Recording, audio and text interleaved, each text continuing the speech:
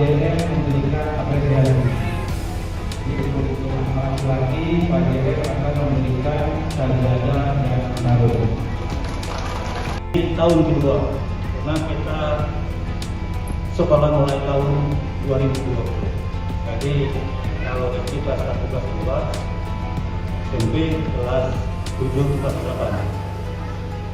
Kalau siswa SD kalau tidak salah totalnya 119, kalau SMP total 76. Mungkin itu ya kalau salah pikiran.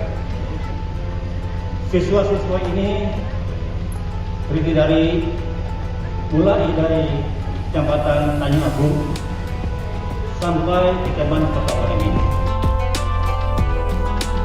Ini sangat bagus dan perlu dikembangkan dan sesuai dengan visi Dinas Pendidikan dan Kebudayaan Kabupaten Muara Enim bahwa anak-anak SD, SMP itu harus hafiz Al-Quran. Kalau SD itu sampai 6 juz, kalau SMP itu sampai 9 juz.